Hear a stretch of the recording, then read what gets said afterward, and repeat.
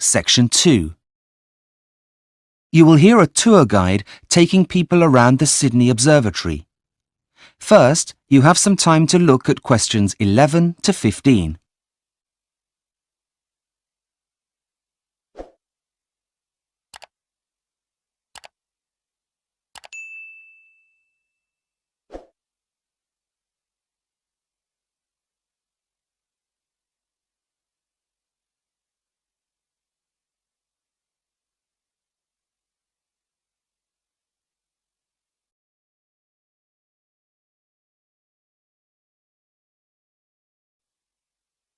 Now listen and answer questions 11 to 15.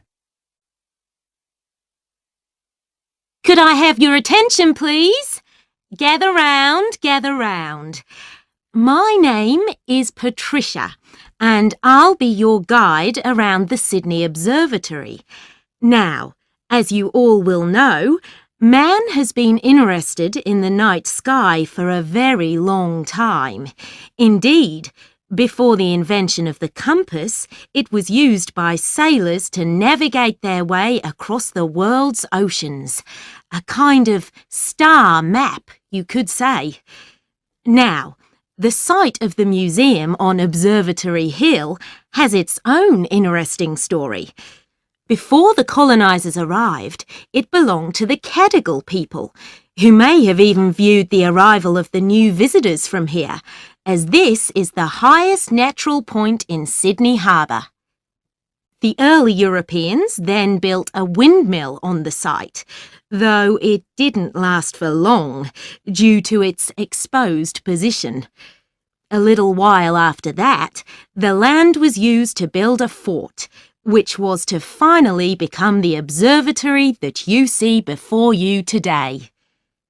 Now, let's take a look inside. To the left of the main entrance is the cloakroom, where you can leave your coats and bags. But please make sure you don't leave any mobiles or valuables, as staff cannot be held responsible. The museum is open during the day until 5 p.m, so please collect belongings no later than 5:15, and please vacate the building by 5:30.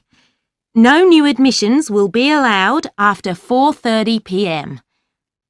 After you've left your personal items, you'll need to buy your tickets from the ticket desk immediately behind you, before continuing on the rest of the tour.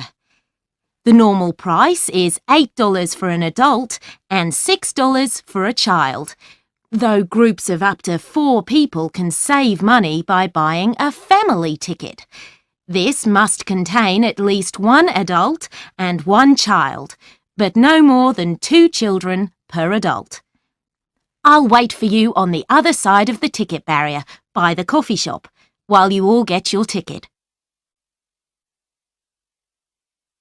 Before you hear the rest of the tour, you have some time to look at questions 16 to 20.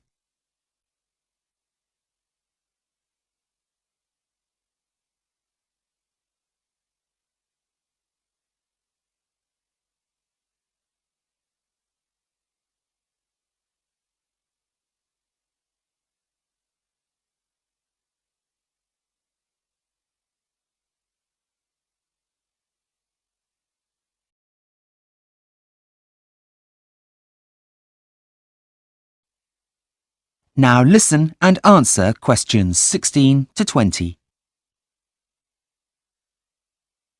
So, I hope you enjoyed the tour. But before I leave you, I just want to draw your attention to one more thing.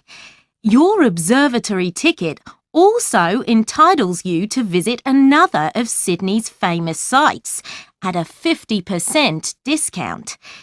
You'll find lots on to keep the children entertained. For example, they've got sound workshops where you can have a go at being a DJ. This is called the Sound House, and you'll find it up on the 2nd floor, just after the kids' playground. Look for signs for the Vector Lab workshops if you get lost. For those of you interested in fashion and design, the Lace Study Centre should not be missed. You'll get the chance to look at one of the country's best collections all in one place. However, like most museums, only a fraction of their collections are actually on display. But in the museum's unique Discovery Centre, you can take the opportunity to go behind the scenes and see parts of the collection that are not on display. All of these attractions can be found under one roof at Sydney's famous Powerhouse Museum. I do hope you are able to go and enjoy the experience.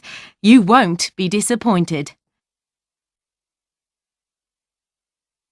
That is the end of section 2. You now have half a minute to check your answers.